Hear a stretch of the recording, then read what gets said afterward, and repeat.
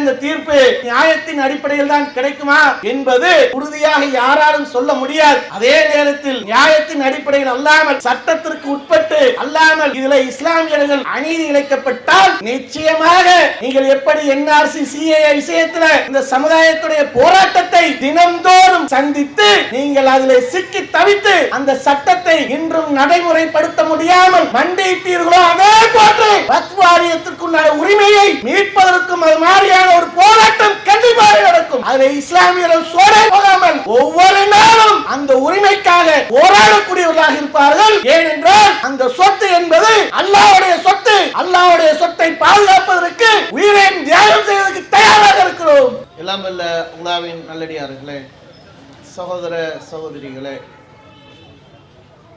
தமிழ்நாடு தௌஹீத் ஜமாத் வடசென்னை மாவட்டம் புதுப்பேட்டை கிளை சார்பாக ஏற்பாடு செய்யப்பட்டிருக்கக்கூடிய சமூக நல்லிணக்க விழிப்புணர்வு தெருமுனை கூட்டத்தில் மாநில தலைமை அறிவித்த ஒரு மாத கால தீவிர பிரச்சாரமான எங்கள் வக்ஃப் எங்கள் உரிமை என்ற அந்த செயல் திட்டத்தின் ஒரு அங்கமாக இந்த கூட்டத்தில் எங்கள் வக்ஃப் எங்கள் உரிமை என்ற தலைப்பு இங்கே கொடுக்கப்பட்டிருக்கின்றது. இந்தியாவில் கடந்த 11 ஆண்டு காலமாக ஒன்றியத்தில் ஆட்சி செய்து கொண்டிருக்கக்கூடிய பாசிச சித்தாந்தம் உடைய பாஜக அரசாங்கம் ஒவ்வொரு காலகட்டத்திலையும் அவர்கள் இஸ்லாமியர்களுக்கு எதிராக ஒவ்வொரு சட்டங்களையும் ஒவ்வொரு செயல்பாடுகளையும் கொண்டு வருவதையே வளமையாக வைத்திருக்கின்றார்கள். எந்த ஒரு சட்டத்தை எடுத்துக்கொண்டாலும் அந்த சட்டத்தில் அவர்கள் இஸ்லாமியர்களுடைய உரிமைகள் நசுக்கப்படக்கூடிய, இஸ்லாமியருடைய உரிமைகள் கேள்விக்குள்ளாக்கக்கூடிய ஒரு நிலையை உருவாக்கக்கூடிய ஒரு செயல்பாடுகளை தொடர்ச்சியாக நாம் பார்த்து வருகின்றோம். அது எந்த அளவுக்கு இவர்கள் சட்டங்களையும் செயல்பாடுகளையும் செய்து கொண்டிருக்கின்றார்கள். கீழ்மட்டத்தில் இருந்து மேல்மட்டம் உயர்மட்டத்தில் இருக்கக்கூடிய அனைவருடைய செயல்பாடுகளும் இதுவாகத்தான் இருக்கு.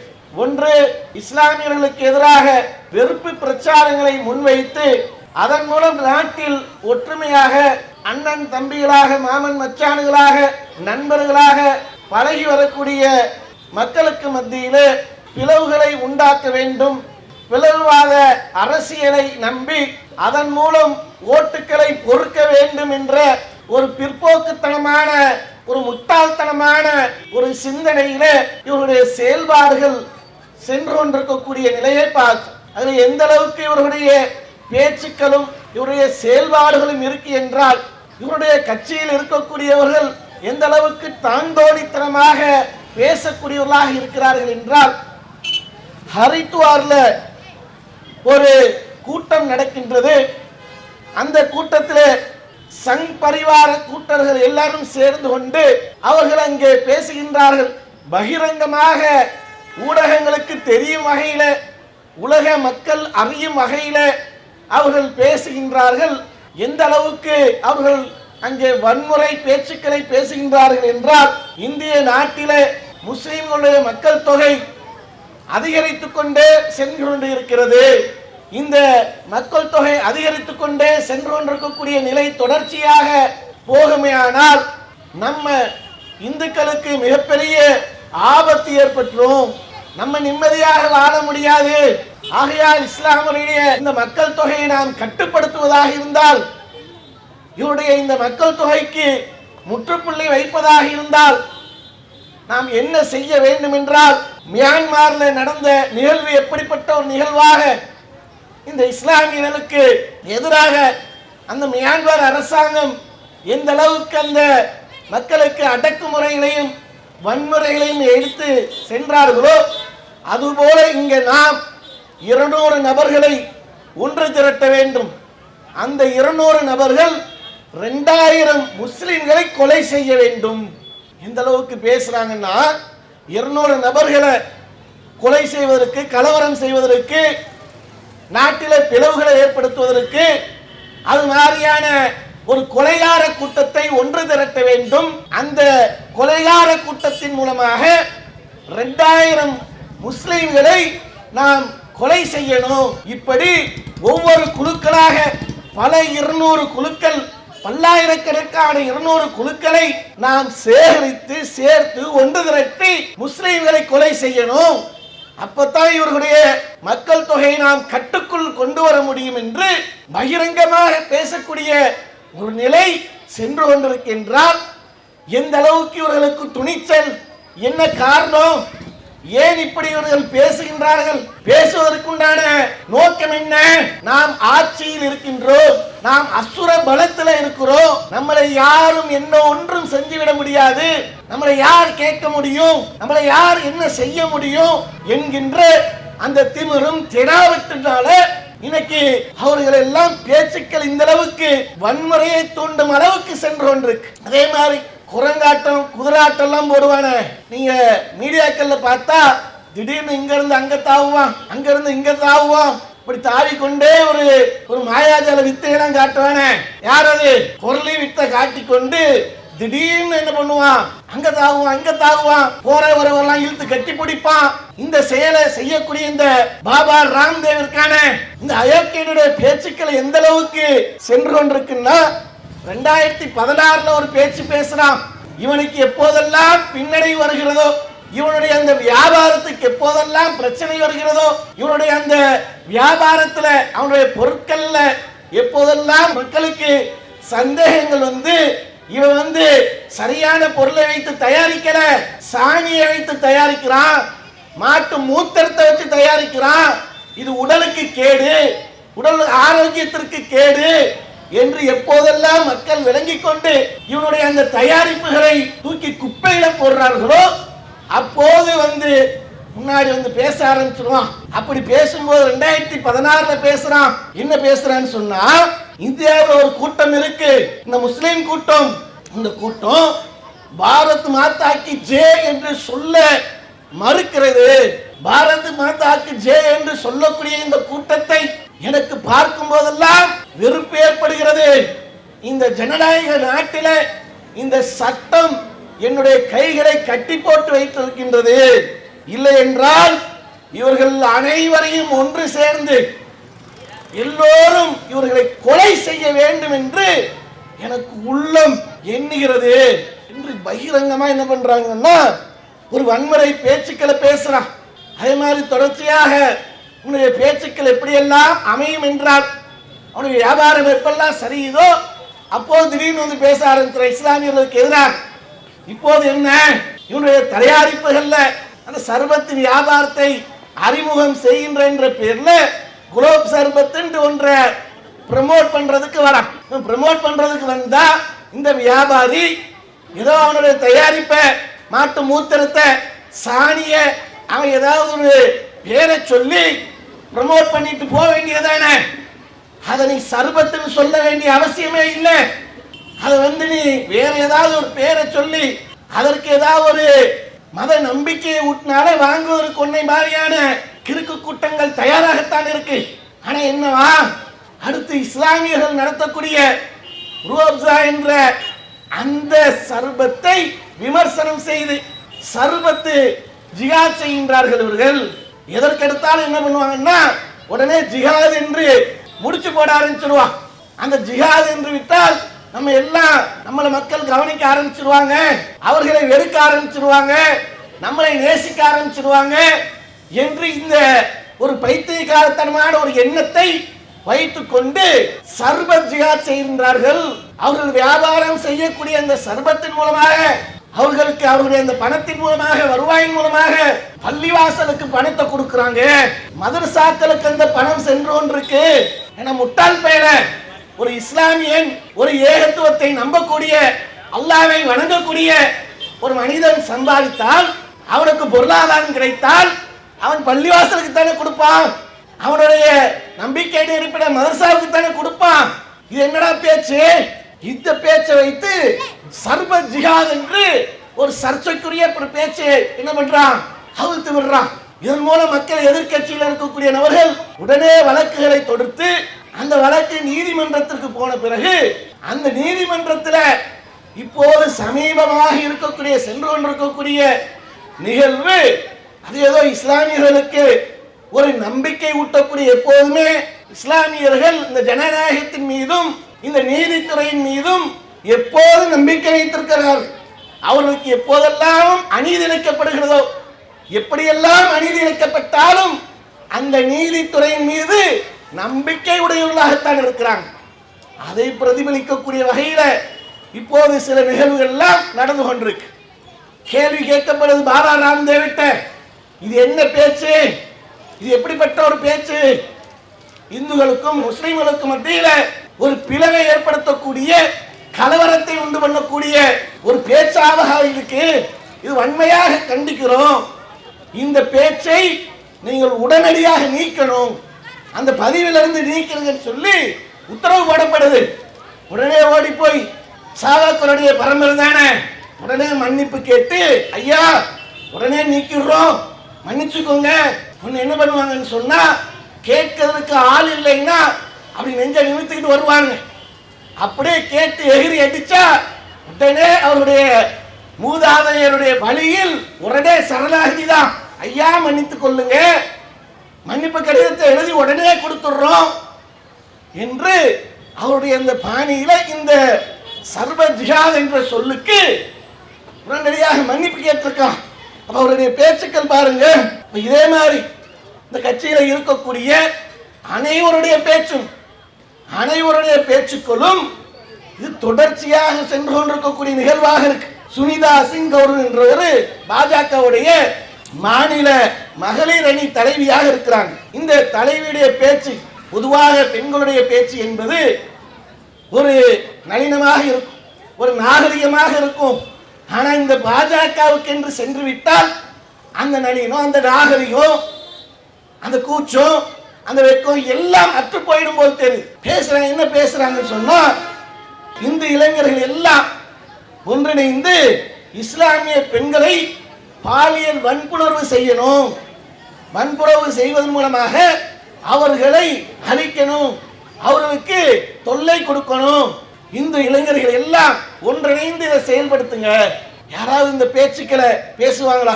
யாராவது ஒரு பெண்களிடத்தில் இருந்து இப்படிப்பட்ட ஒரு பேச்சு, ஒரு நாகரிகமற்ற ஒரு பேச்சை எந்த ஒரு நபராவது பேசுவாங்களா? ஆனால் பாஜகவில் இருக்கக்கூடிய அந்த மகளிர் அணி தலைவியம் அவருடைய பேச்சுக்கள் இந்த அளவுக்கு போகுதுன்னா என்ன காரணம்? இவர்களுக்கு அந்த இஸ்லாமியர்கள் மீது இருக்கக்கூடிய வெறுப்பை அந்த அளவிற்கு அவர்களுக்கு மீது ஊட்டப்பட்டிருக்கு. அவர்களிடத்தில் அந்த அளவுக்கு பேச வேண்டும் என்று தயாரிக்கப்பட்டிருக்கிறாங்க. அந்த தயாரிப்புல என்ன பேசணும், எப்படி பேசணும், எங்க பேசணும், எப்படி பேசணும் என்ற ஒரு நாகரிகம் கூட இல்லாமல் ஒரு பெண் என்று கூட அந்த உணர்வற்றவர்களாக பொது மேடையில பேசுறார். என்ன பேசுறான்னா, இந்த இளைஞர்கள் எல்லாம் ஒன்றிணைந்து இஸ்லாமிய பெண்களை பாலியல் வன்புணர்வு செய்யணும். எந்த அளவுக்கு அவருடைய வெறுப்பு பேச்சுக்கள் இருக்குமாறு, அதை தொடர்ந்து அவர்களுடைய பேச்சுக்கள் எந்த அளவுக்கு சென்று கொண்டிருக்குன்னா, சாக்சி மகாராஜ் என்றவர் அவர் பேசுற பேச்சு என்னன்னா, குடும்ப கட்டுப்பாடு செய்யாத முஸ்லிம்களுக்கு, குடும்ப கட்டுப்பாடு யாரெல்லாம் செய்யாம இருக்காங்களோ அவருடைய ஓட்டுரிமையை விடுங்கணும், அவர்களுக்கு ஓட்டுரிமை கொடுக்க கூடாது. அந்த சிறுபான்மை என்ற அந்தஸ்து இருக்குல்ல, அந்த அந்தஸ்தின் மூலமாக பல சலுகைகளை பெறாங்களே, அந்த சிறுபான்மை என்ற அந்த அந்தஸ்து பறிக்கப்படணும் என்று இவருடைய பேச்சுக்கள் போய்கிட்டு இருக்கு. 2 குழந்தை இருந்தால் தேர்தலில் போட்டியிடக்கூடாது, 2 குழந்தை இருந்தால் தேர்தலில் போட்டியிடக்கூடாது. அப்ப குடும்ப கட்டுப்பாடு பண்ணணும் அப்படின்னு சொன்னா இவருடைய அந்த அச்சம் எதை நோக்கி இருக்குதுன்னு சொன்னா, இஸ்லாமியருடைய மக்கள் தொகை எல்லாம் பெருகி கொண்டே இருக்கு, அதை கட்டுப்படுத்தணும், அதற்கு பயப்படுறாங்க. அதே மாதிரி இஸ்லாமியர்களுக்கு குடும்ப கட்டுப்பாடு யாரும் செய்யாதவர்களா இருந்தா அவர்களுக்கு ஓட்டுரிமை கொடுக்க கூடாது, அதன் மூலம் அவருடைய உரிமை பறிக்கணும். இப்படி எல்லாம் வெறுப்பு பேச்சுகள் மூலமாக இந்தியாவில் சர்வ சாதாரணமாக பேசுறாங்க. இது மட்டுமல்லாமல் வன்முறை களியாட்டங்கள் மிகப்பெரிய அளவுக்கு தொடர்ச்சியாக நடக்கு. ஒரு தப்ரேஸ் அன்சாரி என்ற ஒரு நபரை ஜெய் ஸ்ரீராம் என்று சொல்லு என்று பல மணி நேரங்கள் அடித்து அடித்து அடித்து துன்புறுத்தி அந்த மனிதனை போட்டு கொலை செய்தார்களே. ஜெய் ஸ்ரீராம் என்று சொல்ல வேண்டும், நீ சொல்லலைன்னு சொன்னா நாங்கள் உன்னை அடிக்கத்தான் செய்வோம், உன்னை கொலை செய்வோம் என்று இந்த ஜெய் ஸ்ரீராம் என்ற ஒன்றை வார்த்தையை சொல்ல சொல்லி எத்தனை கொலைகள் இந்த நாட்டில் நடந்து கொண்டிருக்கு. அந்த மனிதனை 7 மணி நேரம் தொடர்ச்சியாக ஜெய் ஸ்ரீராம் என்று சொல்லு என்பதற்காக 7 மணி நேரம் தொடர்ச்சியாக தாக்குதல் நடத்தி கொலை செய்திருக்கின்றார்கள். ஆனால் இந்த இஸ்லாமியர்களிடத்தில் அந்த இணை வைக்கக்கூடிய காரியத்தை சொல்ல வேண்டும் என்றால் 7 மணி நேரம் அல்ல, 7 வருடம் அடித்தால் சொல்ல மாட்டார். அப்படிப்பட்ட இணை வைக்கக்கூடிய காரியத்தை சொல்வதாக இருந்தால் எங்களுடைய உயிர் போனாலும் பரவாயில்லை, அதற்காக அந்த இணை வைக்கக்கூடிய காரியத்தை மட்டும் ஒருபோதும் சொல்ல மாட்டோம் என்பதற்காகவே தன்னுடைய உயிரை இழந்திருக்கான். இப்படித்தான் ஒவ்வொருத்தருடைய அந்த ஈமானிய உறுதியும் இருக்கு. நீ ஜெய் ஸ்ரீராம் என்று சொல்லு என்பதற்காக என்னுடைய ஈமானை அசைத்து பார்க்கலாம் என்று எண்ணுகிறாயா? ஒருபோதும் நடக்காது. அதே மாதிரி பார்த்தீங்கன்னு சொன்னா கான்பூர்ல ஒரு முஸ்லிம் சிறுவன் மீது முகமது தாஜ் என்ற ஒரு 16 வயது சிறுவனை அழைத்து அவன் என்ன தப்பு பண்ணியிருப்பான், அவன் என்ன இந்த நாட்டில் பாவச் செயலை செஞ்சிருப்பான், என்ன உங்களுக்கு ஏதாவது துரோகம் இழைத்திருப்பானா?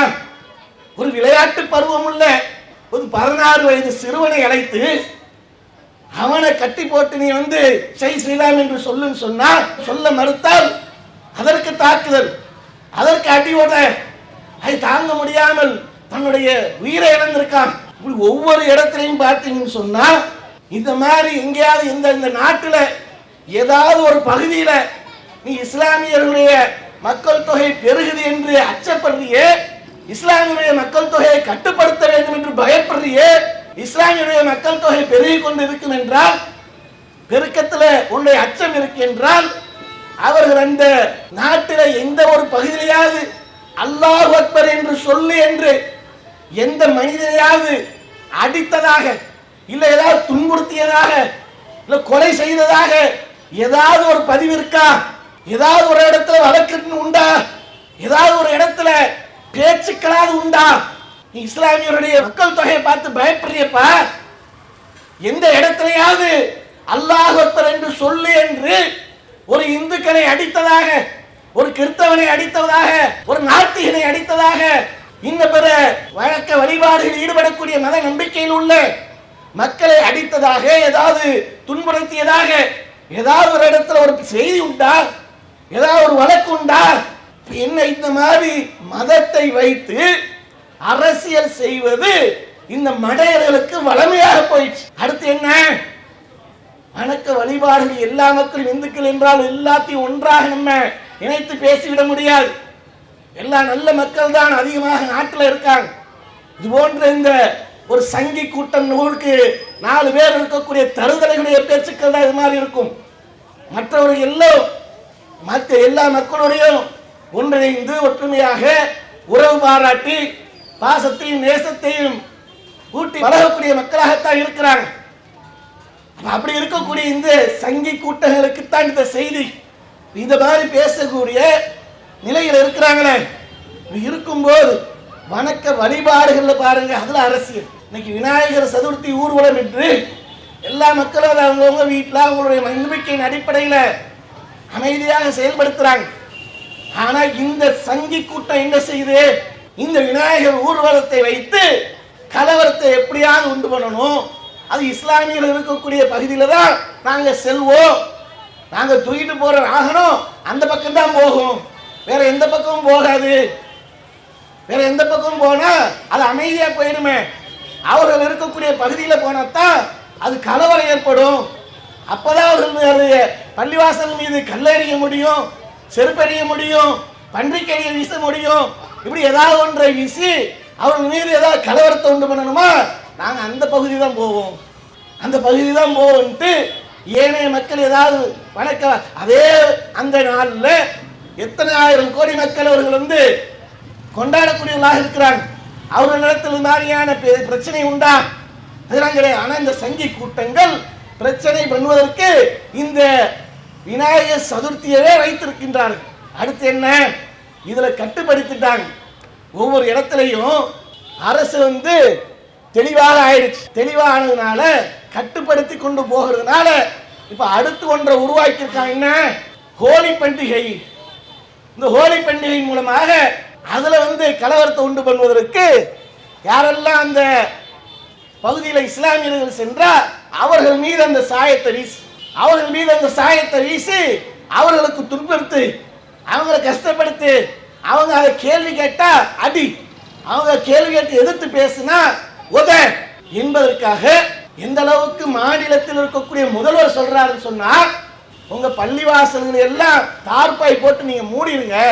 நீங்க தார்பாய் போட்டு மூடலைன்னு சொன்னா மக்கள் வந்து பள்ளிவாசலின் மீது சாயத்தை பூசிடுவாங்க. அது உங்களுக்கு கோபத்தை ஏற்படுத்தும், அது பிரச்சனையை உருவாக்கிடும். அதனால நீங்க பள்ளிவாசலுக்கு என்ன பண்ணுங்க, தார்பாய் போட்டு மூடுங்க. இந்த மாதிரியான பேச்சுக்கள் ஒரு சமூகத்திலேய ஒரு விழாவை வைத்துக்கொண்டு அவர்கள் நம்பக்கூடிய அந்த கொள்கையை வைத்துக்கொண்டு இன்னைக்கு ஹோலி பண்டிகை மூலமாக இன்னைக்கு கலவரத்தை உண்டு பண்ணுவதற்கு இந்த வருடம் அடித்தளமிட்டிருக்கிறான். இந்த வருடம் அடித்தளமிட்டு அதை வந்து டெஸ்ட் பண்ணி இருக்கிறான். இந்த டெஸ்ட்லயே ஒன்று ஓட விட்டுருக்கிறோம். அடுத்து இந்த மாதிரியான ஹோலி பண்டிகை கொண்டாடுறோம், சாயத்தை பூசுறோம். அதுல வந்து இஸ்லாமியர்கள் மீது தான் எங்களுடைய சாயம் எல்லாம் போகும் சொன்னா இந்த இடத்துல ஒன்றை சொல்லிக் கொள்கின்றோம். அதற்காக எதிர்வினையை நீங்கள் கண்டிப்பாக சந்தித்தார்கள். அமைதியாலும் போயிட்டு இருக்க மாட்டோம். நீ எந்த வகையில வந்தாலும் சரி, சாயத்தை பூசுறேன்னு வந்தா அமைதியா போயிடுவோம் நினைக்கிறியா? பூசிப்பார், கொட்ட கொட்ட குனிஞ்சு கொண்டு போயிட்டே இருப்பாங்க. அதுக்காக என்ன வேணாலும் பண்ணலான்னு சொல்லி நினைத்தால் உனக்கான முடிவுரை நிச்சயமாக இந்த ஜனநாயக நாட்டில் அந்த ஜனநாயகத்தின் அடிப்படையில் எழுதப்படும். இந்த மாதிரியான மத விஷயங்களை வைத்து கொடூரமான தாக்குதல், அதில் சட்டங்களை போடுவோம். பல சட்டங்களை போட்டா அந்த சட்டம் போடுவதற்கு என்ன தகவல் சொல்வது என்றால், முத்தலாக் தடை சட்டத்தை கொண்டு வந்தான். அந்த முத்தலாக் தடை சட்டத்தை கொண்டு வந்ததற்கு காரணம் என்ன, முக்கிய காரணம் என்ன, இஸ்லாமியர்கள் இஸ்லாமிய பெண்கள் ரொம்ப பாதிக்கப்படுறாங்க. இப்படி பாதிக்கப்படுறதுனால நாங்கள் வந்து இந்த முத்தலாக் தடை சட்டத்தை கொண்டு வரோம்.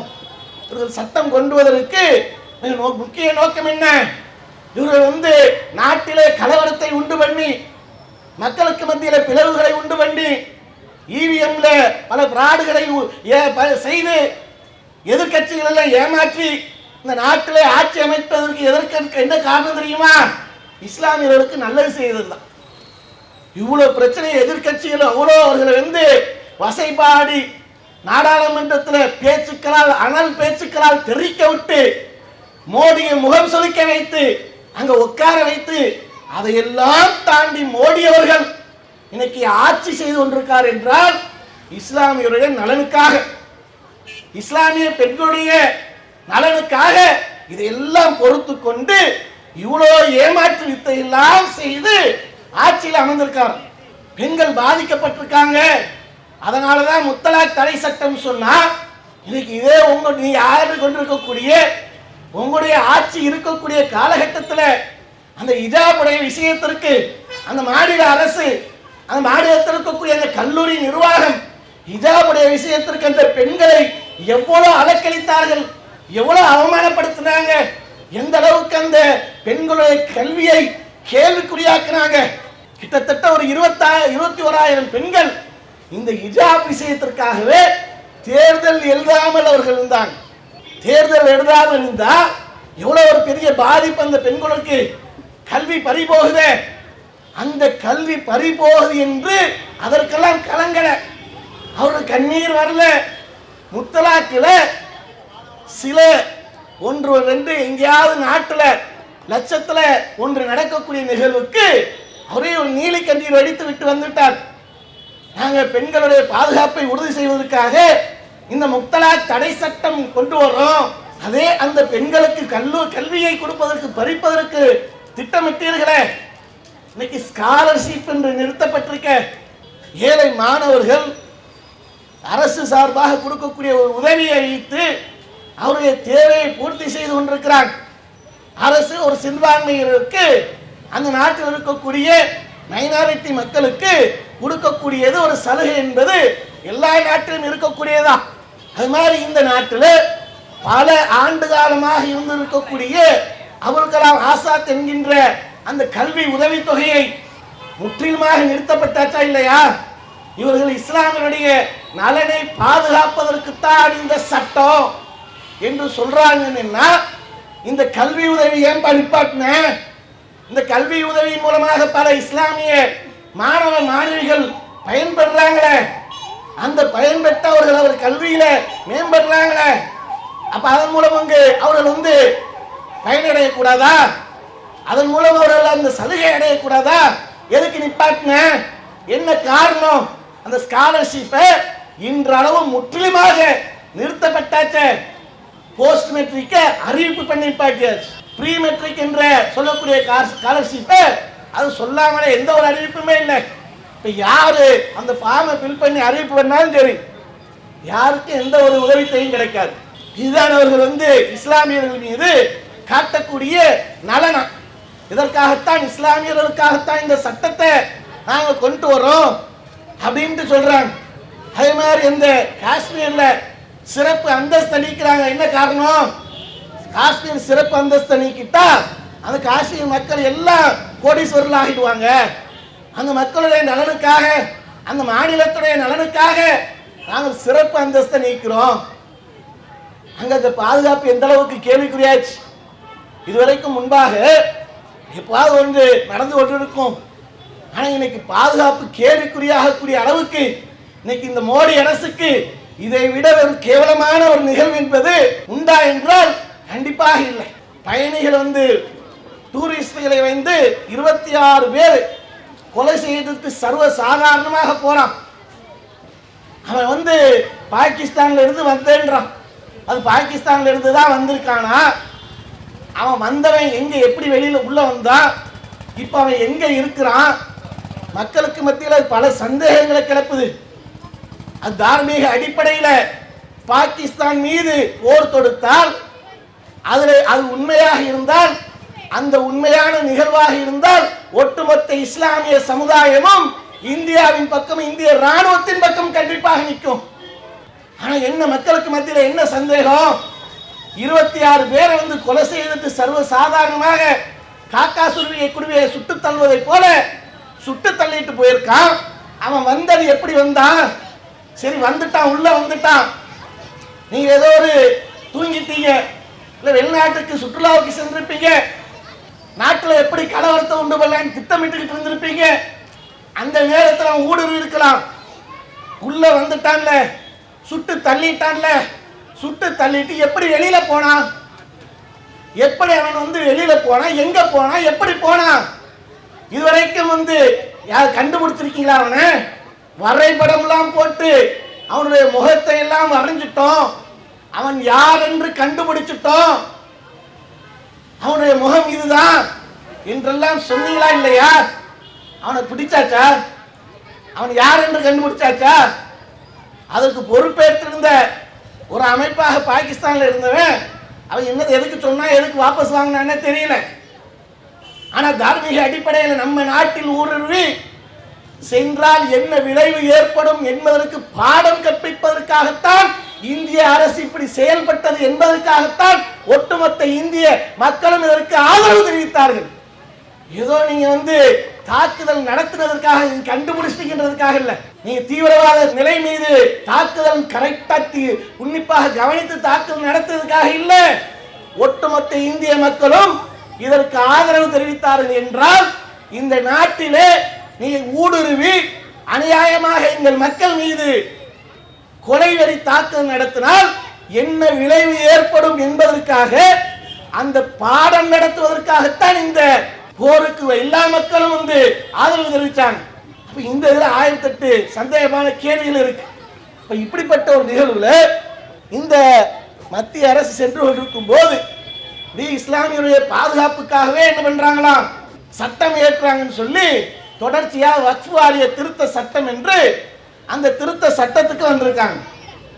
கிரீன் ரெஜிஜு என்ற மத்திய சிறுபான்மை அமைச்சர் சொல்றார் நாடாளுமன்றத்தில், இந்த மசோதா எதற்காக கொண்டு வர தெரியுமா, இந்த மசோதா எதற்காக சொன்னா யாருடைய உரிமைகளையும் பறிப்பதற்கு இல்லை, யாருடைய உரிமைகளையும் பறித்து அவர்களுக்கு தடை செய்வதற்கு இல்லை, வக்ஃப் தொடர்பான விஷயங்களை அவர்களுக்குண்டான அந்த மக்களுக்கு நல்ல ஒரு சிறந்த முறை எல்லோரும் பயன்படுத்தும் வகையில் ஒரு சட்டத்தை நாங்கள் கொண்டு வந்திருக்கோம். கொண்டு வந்திருந்த அந்த சட்டத்துடைய லட்சணத்தை பார்த்தா என்ன சட்டத்தை கொண்டு வரான்னு சொன்னா, இதற்கு முன்பாக வக்ஃப் சொத்துக்களை யாராவது ஆக்கிரமிப்பு செய்து வைத்திருந்தால், அதை அபகரித்து வைத்திருந்தால், அந்த சொத்தை மீட்டெடுப்பதற்கு அந்த வக்ஃப் வாரியத்திற்கு முழு உரிமையும் சுதந்திரமும் இருந்தது. அதன் மீது வழக்கு தொடுக்கப்பட்டால் அவன் உண்மையிலேயே ஆக்கிரமிப்பு செய்து வைத்திருந்தான் என்றால் அவன் மீது வழக்கு தொடுத்து 50,000 ரூபாய் அபதாரம் விதித்து உச்சபட்சமாக அவனுக்கு 2 ஆண்டு காலம் தண்டனை பெற்றுக் கொடுக்கக்கூடிய அளவுக்கு ஒரு சட்டம் இருந்தது. எப்போது உள்ளது? 1995 நிறைவேற்றப்பட்ட முழுமைப்படுத்தப்பட்ட அந்த வக்ஃப் திருத்த சட்டம் இருக்க, அந்த சட்டத்தின் மூலமாக இந்த பாதுகாப்பு என்பது உண்டு. ஆனா இன்னைக்கு இந்த பாதுகாப்பை எந்த அளவுக்கு இவர்கள் கேள்விக்குறியாக்குறாங்கன்னு சொன்னா, 50,000 ரூபாய் அபராதம்லாம் ரத்து கிடையாது. 2 ஆண்டு காலம் சிறை தண்டனை இருக்க, அந்த சிறை தண்டனை எல்லாம் ரத்து, அதெல்லாம் கிடையாது. அதெல்லாம் என்ன பண்ண முடியாது, அந்த தண்டனையெல்லாம் கொடுக்க முடியாது, அது கிடையாது. அதே மாதிரி வக்ஃப் சொத்துக்களை யாரேனும் ஆக்கிரமிப்பு செய்து வைத்திருந்தால், அவர்கள் உரிமை கோரினால் 12 வருடம் அதை அனுபவித்திருந்தால் அது அவர்களுக்கு உரியது. சட்ட திருத்தத்தை என்ன கொண்டு ஏன் எதிர்க்கிறாங்க? ஒட்டுமொத்த இந்திய இஸ்லாமிய சமூகமும் சேர்ந்து கொண்டு, நடுநிலை மக்கள் அனைவரும் சேர்ந்து கொண்டு இந்த சட்டத்தை எதிர்ப்பதற்குண்டான காரணம் என்ன?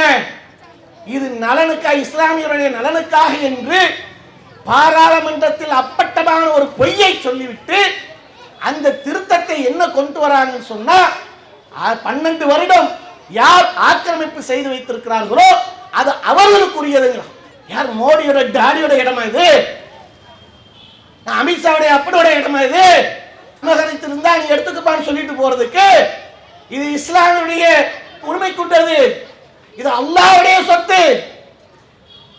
தர்மங்கள் கொடுக்கக்கூடியது அனைத்தும் அல்லாஹ்வுக்குரியது.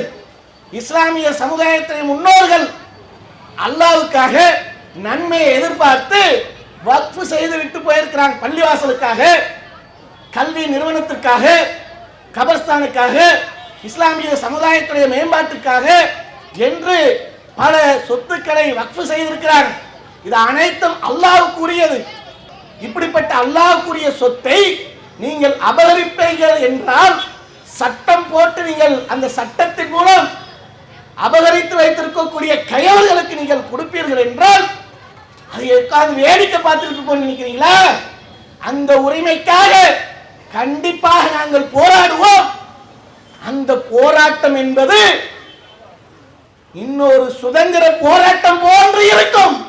அடுத்து என்ன சட்டத்தை மாத்துறாங்கன்னு சொன்னா, அதுல சட்ட சிக்கல் இருந்துச்சுன்னா அந்த சட்ட சிக்கலை தீர்ப்பதற்கு தீர்ப்பாயம், வக்ஃப் தீர்ப்பாயம் என்று ஒன்று உண்டு. அந்த வக்ஃப் தீர்ப்பாயம் என்பது இனிமே கிடையாது, அது ரத்து செய்யப்படுது. வக்ஃபுக்கென்று தீர்ப்பாயம் இருக்கக்கூடாது. இந்த தீர்ப்பாயத்துடைய உரிமை என்பது ஏதோ வக்ஃபுக்கு மட்டும் உரியதா? இந்த தீர்ப்பாயம் என்பது எல்லோருக்கும் உண்டு. ஏன்? சின்ன சின்ன வழக்கு, சின்ன சின்ன பிரச்சனைகளுக்கெல்லாம் கோர்ட்டுகளை, நீதிமன்றங்களை போய் நாடுறா, அது நேரம் எடுக்கும். நீதிமன்றத்துக்கு என்று பல லட்சக்கணக்கான மக்கள் வழக்குகள் தீர்வு இல்லாமல் கிடக்கு. ஆனால் சின்ன சின்ன பிரச்சனைகளை எல்லாம் அந்த தீர்ப்பாயத்தின் மூலமாக தீர்த்து கொள்ள வேண்டும் என்பதற்காக எல்லா நிறுவனங்களுக்கும் உண்டு. ரயில்வேக்கு உண்டு, இராணுவத்திற்கு உண்டு, அதே மாதிரி தனியார் நிறுவனங்களாக இருக்கக்கூடிய மோடியின் நண்பர்களாக இருக்கக்கூடிய அமித்ஷாவின் அன்பர்களாக இருக்கக்கூடிய அதானியோட நிறுவனத்துக்கும் அம்பானியோட நிறுவனத்துக்கும் இந்த தீர்ப்பாயம் உண்டு. அந்த தீர்ப்பாயத்தின் மூலமாக வரக்கூடிய சின்ன சின்ன பிரச்சனைகளை தீர்த்து கொள்ள வேண்டும் என்பதற்காக எல்லோருக்கும் உரிய அந்த உரிமை படைத்ததுதான். ஆனா என்னன்னா வக்ஃபுக்கு மட்டும் அந்த தீர்ப்பாயம் அது தடை செய்யப்படுகிற தீர்ப்பாயம் கிடையாது அவங்களுக்கு. அப்படி ஒரு பிரச்சனை வந்தா அந்த பிரச்சனையை தீர்த்து வைப்பதற்கு அந்தந்த மாவட்டத்துடைய இருக்கக்கூடிய கலெக்டர்களுக்கு தான் உரியது. அந்த கலெக்டர் அதை முடிவு செய்வார். அது கலெக்டர் பார்த்து அதை என்ன பண்ணுவார், ஆய்வு பண்ணி அதுக்கு தீர்வு சொல்வார் என்று இன்னைக்கு இதை மாத்துறாங்க. கலெக்டர் முடிவு செய்வார், கலெக்டர் மாற்றுவார்னு சொன்னா இது தமிழகத்தில் இருக்கக்கூடிய நம்முடைய மாநிலத்தை மட்டும் வைத்துக்கொண்டு கலெக்டர் தானே சரியா நடந்து கொள்வார், கலெக்டர் அதுக்கான ஒரு தீர்வை சரியா கொடுத்துருவார், இப்படி நினைக்க கூடாது. எந்த ஒரு அதிகாரிகளாக இருந்தாலும் அவர்கள் அரசுக்கு மட்டும்தான் சாதகமாக நடந்து கொள்வார்கள். அப்படி நடந்தால் தான் அவர்களுக்கு அந்த இடத்துல உட்கார முடியும். அப்படித்தான் எல்லா அதிகாரிகளும் இருப்பாங்க. அப்ப கலெக்டர்கள் அந்த மாதிரி இருக்கிறது தான் அவர்களுக்கு உண்டான ஒரு நீதியாக அவர்கள் பார்ப்பாங்க. இந்த மாநிலத்தை மட்டும் வைத்து பார்க்க கூடாது. வட மாநிலம் எடுத்து பாருங்க. வட மாநிலங்கள் இருக்கக்கூடிய கலெக்டருடைய கையில் இதுக்கு வக்ஃபு விஷயம் போனா, யாராவது அபகரித்து வைத்திருக்கால் மீட்டு தாருங்கன்னு போனா, இதை பல அரசு மாநில அரசுகளே வக்ஃபு சொத்துக்களை அபகரித்து வைத்திருக்கிறாங்க, ஆக்கிரமிப்பு பண்ணி வைத்திருக்கிறாங்க. அதை போய் நம்ம மீட்டெடுக்கணும்னு சொல்லி கேட்டா, கலெக்டர் கேட்டா என்ன சொல்லுவாரு, அரசிட்ட இருக்கக்கூடிய அரசு கையகப்படுத்தி வைத்திருக்கக்கூடிய இடத்தில் கேட்டாலே என்ன சொல்லுவாங்க, அரசுக்கு சாதகமாத்தான அவர் தீர்ப்பு சொல்வார், அரசுக்கு சாதகமாத்தான நடப்பார். அப்ப அப்படிப்பட்ட ஒரு நிலையில அவருக்கு அந்த உரிமையை கொடுத்தா என்னவாகும், இஸ்லாமியருடைய அந்த வக்ஃப் உரிமை கேள்விக்குறியாகும், பல சொத்துக்கள் அபகரிக்கப்படும், பல சொத்துக்கள் பறிக்கப்படும். இதுதான் நாங்கள் அஞ்சக்கூடிய நிலையாக இருக்கு. அதே மாதிரி என்ன, வக்ஃப் வாரியத்தில் இஸ்லாமியர் அல்லாதவர்கள் 2 நபர்களை சேர்க்கணும், இஸ்லாமியர் அல்லாதவர்களை 2 பேரை சேர்க்கணும்னு சொல்றீங்களே, வக்ஃப் வாரியத்தில் 2 பேர் இஸ்லாமியர் அல்லாதவர்களை சேர்ப்பதாக இருந்தால் அப்படி சேர்க்கக்கூடிய ஒரு நிலை யாராவது கேட்டாங்களா? இந்துக்கள் இந்த மக்கள் வக்ஃப் வாரியத்தில் எங்களுக்கு உண்டான உரிமையை பெற்றுத்தாருங்க, மோடிஜி அவர்களே எங்களுக்கான அந்த உரிமை வக்ஃப் வாரியத்தில் நிராகரிக்கப்படுது, ஆகையால் அந்த உரிமையை மீட்டு தாருங்கள். எந்த இந்து சகோதராவது யாராவது கேட்டாங்களா, கோரிக்கை வைத்தாங்களா? எந்த கிறிஸ்துவ சகோதரர்களாக கேட்டு கோரிக்கை வைத்தார்களா? எதற்காக இந்த சட்டத்தை மாத்திர 2 முஸ்லீம் அல்லாதவர்கள் வரணும்னு சொன்னா எதற்காக? இதே மாதிரி மற்ற உங்களுடைய கோயில் நிர்வாகத்தில் இஸ்லாமியர்களுக்கு நீங்க அந்த உரிமையை கொடுப்பீங்களா? காஞ்சி சங்கர மடத்தில் நீங்க அந்த உரிமையை கொடுக்க முடியுமா? இஸ்லாமியர்கள் 2 பேர் இருக்கணும். அதே மாதிரி பூரி ஜெகநாத் கோயில்ல இஸ்லாமியர்கள் எல்லாரும் 2 பேர் இருக்கணும். காசி விஸ்வநாத் கோயில்ல 2 பேர் இருக்கணும். அயோத்தி ராமர் கோயில் இருக்க இஸ்லாமியர்களை ஏமாத்தி பாவம் அவங்கள்ட்ட இருந்து புடுங்கிறதுப்பா, அவங்களுக்கு 2 நபர்கள் அதை உள்ள உரிமை கொடு, 2 பேர் அதில் ஒரு நிர்வாகத்தில் எடுத்துட்டு போகட்டும் அப்படின்னு சொல்லுவீங்களா? திருப்பதி தேவஸ்தானத்தில் சொல்ல முடியுமா? அறநிலைத்துறையில் சொல்ல முடியுமா? எதுலையும் சொல்ல முடியாது. அது எங்களுக்கு தேவையும் இல்லை, அப்படி நான் உங்கள்கிட்ட கேட்கவும் இல்லை. அவரவர்கள் மதம், அவரவர்களுக்குண்டான உரிமை, அவரவர்களுக்குண்டான வணக்க வழிபாடு விஷயங்கள்ல அவர்களுக்குரியது, அவர்கள் சுதந்திரமாக அதில் செயல்படட்டும். அதைத்தான் நாங்கள் எங்களுடைய வக்ஃப் விஷயத்திலையும் கேட்கிறோம். ஐயா எங்களுக்கு மட்டும் இந்த மாற்றத்தை கொண்டு வரீங்க. இதுல மாற்றத்தை சட்டமாவே ஆக்குறான். தஞ்சை மாவட்டத்தில் பாபநாசன் ஒரு பகுதியில் ஒரு நபரை அறநிலைத்துறையில அறங்காவலராக நியமிக்கிறாங்க. நர்கிஸ் கான் ஒரு நபரை அறங்காவலராக நியமிக்கிறாங்க. என்ன கொந்தளிக்க ஆரம்பிச்சுட்டாங்க, கூன்னு கத்த ஆரம்பிச்சுட்டானுங்க. மைக்கு முன்னாடி உட்காந்து அப்படியே கொந்தளிச்சு அப்படி பேசுறாங்க. எப்படி அறநிலைத்துறையில் ஒரு இஸ்லாமியன் உள்ள வரலாம்? ஒரு இஸ்லாமியனுக்கு அங்க என்ன வேலை? ஒரு இஸ்லாமியனுக்கு அறங்காவலராக அங்க என்னப்பா வேலை? அவனை எப்படி நீங்க சேர்க்கலாம்? தமிழக அரசு இந்துக்களுக்கு துரோகம் இழைக்குது, மிகப்பெரிய அநீதி. கொந்தளிக்கிறார் எச் ராஜா, அப்படி கொந்தளிக்கிறார். அரசு வெயிட் பண்ணுச்சு, சரி பேசுறவங்களாம் பேசட்டும், என்னென்ன பேசுறானோ பேசட்டும், கொஞ்சம் விட்டு பிடிச்சி சில நேரம் விட்டு அடிக்கிறது. அந்த மாதிரி அடிக்கும் போது தான் அடி நல்லா வேகமாக இருக்கும், சூடு சொரண இருக்கும். ஆனால் இந்த கூட்டத்துக்கு அது இருக்கா என்னன்றது தெரியல. விட்டு என்ன பண்ணாங்கன்னு சொன்னா, நர்கிஸ் கான் என்பவர் யாருன்னு விளக்கம் கொடுக்குறாங்க. நர்கிஸ் கான் என்பவர் அவர் பியூர் இந்து தான். அவருடைய தாயாருடைய வயிற்றில் அவர் இருக்கும்போது அவருக்கு பிரசவம் பார்த்தவர் ஒரு இஸ்லாமிய டாக்டர். நர்கீஸ் கான் என்ற அந்த இஸ்லாமிய டாக்டர் அவருக்கு ஒரு சிக்கலுக்குரிய ஒரு பிரசவத்தை பார்த்து அவருக்கு ஒரு நல்ல ஒரு மருத்துவத்தை பார்த்திருக்காங்க. அந்த நன்றி விசுவாசத்திற்காக அந்த பெற்றோர்கள் அந்த பிள்ளைக்கு அவருடைய அந்த டாக்டருடைய பேரை நர்கீஸ் கான் பேரை வைக்கிறாங்க. அப்படி பேரை வைத்த உடனே இவர்களுடைய பார்வை என்ன ஆயிடுச்சு, அவர் இஸ்லாமியர்கள், இஸ்லாமியருக்கு அறங்காவல் பொறுப்பு எப்படி கொடுக்க முடியும்? பொறுப்பு கொடுக்கவே இல்லை. பேருக்கே இந்த அளவுக்கு கொந்தளிக்குதேப்பா, இந்த பேரை கேட்ட உடனே உனக்கு இவ்வளவு துடிக்குத, நீ சட்டமாக இன்னைக்கு நாடாளுமன்றத்தில் நடு இரவுல எந்த ஒரு சட்டமும் இப்படிப்பட்ட ஒரு சட்டமாக ஏற்றப்பட்டது கிடையாது. 12 மணி வரைக்கும் விவாதங்கள் காரசாரமாக போகுது. எதிர்கட்சிகள் கடுமையான எதிர்ப்புகளை தெரிவிக்கிறாங்க. இந்த சட்டம் அமல்படுத்தக்கூடாது, இது ஜனநாயகத்திற்கு விரோதமான சட்டம். மக்கள் கடுமையாக எதிர்ப்பு தெரிவித்திருக்கிறாங்க. அந்த எதிர்ப்பையும் மீறி நீங்கள் இன்னைக்கு இந்த சட்டத்தை அமல்படுத்துவதற்கு துடிக்கிறீர்கள் என்று எதிர்கட்சிகள் 12 மணி வரைக்கும் அந்த பாராளுமன்றத்தில் மிகப்பெரிய ஒரு போராட்டமே நடந்து கொண்டிருக்கு. ஆனால் அதையும் மீறி நடு இரவு 2 மணிக்கு அந்த சட்டத்தை அமல்படுத்துறீங்கன்னு சொன்னா இந்த துடிப்பும் இந்த ஆர்வமும் நாட்டுடைய மக்களுக்கு வளர்ச்சிக்கு, அந்த மக்களுடைய கல்விக்கு, அந்த மக்களுடைய பொருளாதாரத்தை மேம்படுத்துவதற்கு இருக்கணுமா இல்லையா?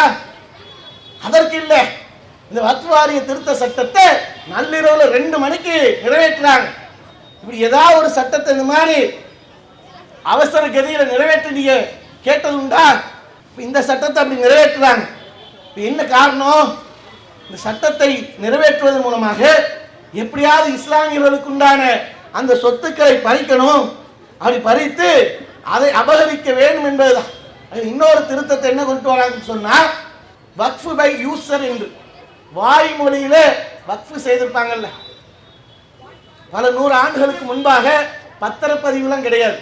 இன்னைக்கு நம்ம ஒரு வக்ஃப் பண்றோம் அப்படின்னு சொன்னா, இப்ப நம்ம நினைக்கிறோம் அப்படின்னு சொன்னா என்ன பண்ணுவோம், ஒரு பள்ளிவாசலுக்காக ஒரு இடத்தை கொடுக்கணும்னு நினைக்கிறோம். போய் அந்த நிர்வாகத்தை அணுகி இதான் என்னுடைய இடம், பள்ளிக்காக இந்த இடத்தை வந்து ரெஜிஸ்டர் பண்ணி கொடுத்துட்றேன், பத்திரப்பதிவு பண்ணி இதற்காக நான் பதிவு பண்ணி கொடுத்துட்றேன், இது இந்த இஸ்லாமிய சமுதாயத்துக்கும் இல்லை அல்லாஹ்வுடைய பள்ளியை கட்டுவதற்காக எதற்காக நீங்கள் பயன்படுத்திக்கோங்க என்று பத்திரப்பதிவு இன்னைக்கு செஞ்சு கொடுத்துருவோம். இன்னைக்கு இருக்கக்கூடிய நடைமுறை இது. இதே சில 100 ஆண்டுகளுக்கு முன்பாக எப்படி இருக்கும்? பத்திரப்பதிவு உண்டா? பத்திரப்பதிவு பண்ணி ரிஜிஸ்டர் ஆஃபீஸ்லாம் வச்சு பத்திரத்தை வாங்கி பதிவு பண்ணி கொடுத்தாங்கன்னா அப்படி கிடையாது. அன்றைய காலகட்டத்தில் அவர்கள் அனுபவித்து வந்த அவர்களுக்குரிய அந்த சொத்தை அவர்கள் அல்லாஹ்விடத்தில் நன்மை எதிர்பார்த்து, அல்லாஹ்விடத்தில் நிரந்தரமான நன்மை வேணும் அப்படின்னு சொல்லி எதிர்பார்த்தா என்ன செய்வாங்கன்னா அந்த நிர்வாகத்தை, பள்ளி நிர்வாகத்தை அணுகி இந்த இடத்தை நீங்க வந்து பள்ளிக்கு பயன்படுத்திக்கோங்க, அல்லாஹ்வுடைய பள்ளியை கட்டிக்கோங்க, கபஸ்தானுக்கு பயன்படுத்திக்க, இஸ்லாமிய சமுதாயத்தின் நலனுக்கு பயன்படுத்திக்கோங்க இப்படின்னு கொடுத்திருப்பாங்க. வாய்மொழியில் கொடுக்கப்பட்ட வக்ஃப். இந்த வாய்மொழியில் கொடுக்கப்பட்ட வக்ஃப் செல்லாது. 6 மாதத்திற்குள்ள அதோடைய பத்திரங்கள்லாம் நீங்க எடுத்துட்டு வரணும். எடுத்துட்டு வரலைன்னு சொன்னா அது அரசு உடைமையாக்கப்படும், அரசு கையகப்படுத்திடும் என்ற அந்த சட்டத்தை மாற்றம். இதுதான் இருக்கக்கூடிய மிகப்பெரிய டேஞ்சர். நாட்டில் நம்ம இந்த பாசிச சித்தாந்தமுடைய பாஜக சங் பரிவார கூட்டத்தில் பாபர் மஸ்ஜித் என்ற ஒரு பள்ளியை இழந்திருக்கும். அதுவே ஆறாத வடுவாக இருந்து கொண்டிருக்கு, மிகப்பெரிய ஒரு ரணமாக இருக்கு. அப்படி இருக்கக்கூடிய இந்த நிலையில ஒவ்வொரு பள்ளியாக என்ன லிங்கம் இருக்குன்னு வரணும். இப்போ மொத்தமாக அடிக்கிறதாக இருந்தா இன்னைக்கு 1000 ஆண்டு காலம் உள்ள பள்ளிகள்லாம் இருக்கு, 500 ஆண்டு காலம் உள்ள பள்ளிகள்லாம் இருக்கு, 300 ஆண்டு காலம் உள்ள பள்ளிகள்லாம் இருக்கு, 100 ஆண்டு காலம் உள்ள பள்ளிகள்லாம் இருக்கு. அதற்கெல்லாம் இன்னைக்கு பத்திரப்பதிவு இருக்குமா? வாய்மொழியில வக்ஃப் செய்திருப்பாங்க. அந்த மாதிரி பள்ளிகளை எல்லாம் அபகரிப்பதாக இருந்தா வக்ஃப் பை யூசர் என்ற அந்த சட்டத்தை நீக்கிறேன். யார் வாய்மொழியில வக்ஃப் செய்திருக்கின்றார்களோ அந்த வக்ஃப் செல்லாது, அது அரசு கையகப்படுத்தும் என்று இன்னைக்கு இந்த சட்டத்தை மாத்திருக்கியே. இது இஸ்லாமியுடைய நலனை, இஸ்லாமியுடைய வக்ஃபை பாதுகாப்பதற்குண்டானதா? இஸ்லாமியுடைய வக்ஃபை பாதுகாத்து கொடுக்கக்கூடிய ஒரு சட்டமா இது? அப்படிப்பட்ட ஒரு சட்ட திருத்தத்தை இன்னைக்கு ஒரு அயோக்கியத்தனமான ஒரு செயலை இன்னைக்கு பாஜக அரசாங்கம் பாராளுமன்றத்தில் ஒரு சட்டமாக ஏற்றிருக்கு என்றால் இதற்காகத்தான் மிகப்பெரிய ஒரு கடுமையாக நம்ம எதிர்த்து கொண்டிருக்கிறோம். அதே நேரத்தில் முஸ்லீமாக இருக்கக்கூடியவர் 5 ஆண்டு காலம் பிராக்டிக்ஸ் முஸ்லீமா இருக்கணுமா. ஒரு இஸ்லாத்தை ஏற்றுக்கிட்டாருன்னு சொன்னா அந்த இஸ்லாத்தை அவர் புரிந்து கொண்டு இஸ்லாம் மார்க்கம் நல்ல மனித நேயத்தை போதிக்கக்கூடியதாக இருக்கு, ஒரு சிறந்த மார்க்கமாக இருக்குன்னு சொல்லி ஒருத்தர் இஸ்லாத்தை ஏற்றுக்கிட்டார். ஏற்றுக்கொண்ட பிறகு அதில் இருக்கக்கூடிய நன்மையை தெரிந்து கொண்டு நான் பள்ளிக்கு ஒருத்த இடத்த கொடுக்குறேன், அந்த சமுதாயத்தின் நலனுக்காக கொடுக்குறேன் அப்படின்னு சொன்னா அவர் உடனே கொடுக்க முடியாது. 5 வருடம் பிராக்டிஸ் முஸ்லீமாக இருக்கணுமா.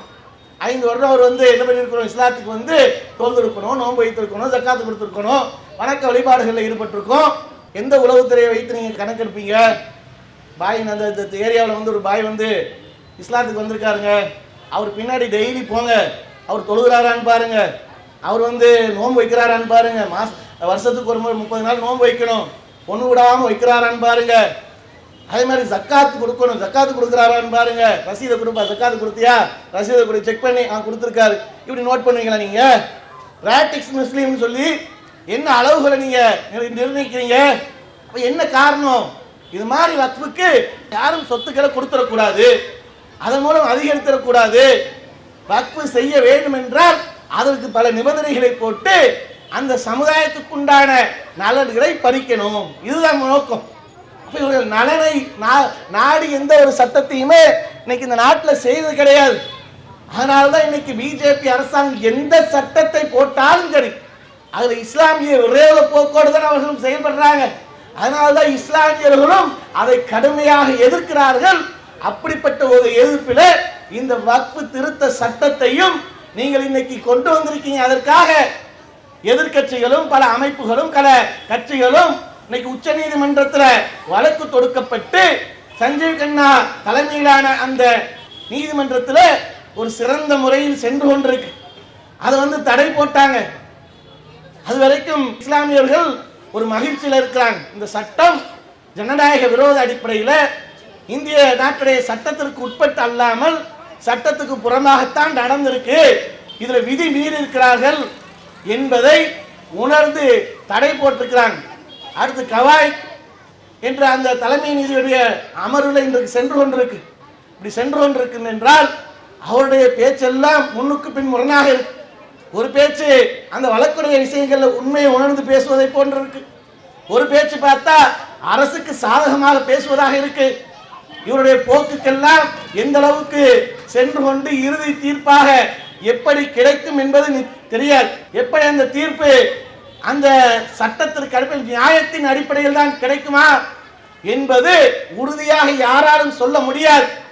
அதே நேரத்தில் நியாயத்தின் அடிப்படையில் அல்லாமல் சட்டத்திற்கு உட்பட்டு அல்லாமல் இதில் இஸ்லாமியர்கள் அநீதி இழைக்கப்பட்டால் நிச்சயமாக நீங்கள் எப்படி என்ஆர்சி சிஏஏ விஷயத்தில் இந்த சமுதாயத்துடைய போராட்டத்தை தினந்தோறும் சந்தித்து நீங்கள் அதில் சிக்கி தவித்து அந்த சட்டத்தை இன்றும் நடைமுறைப்படுத்த முடியாமல் மண்டியிட்டீர்களோ அதே போன்று இந்த வக்ஃப் வாரியத்திற்குண்டான உரிமையை மீட்பதற்கும் அது மாதிரியான ஒரு போராட்டம் கண்டிப்பாக நடக்கும்.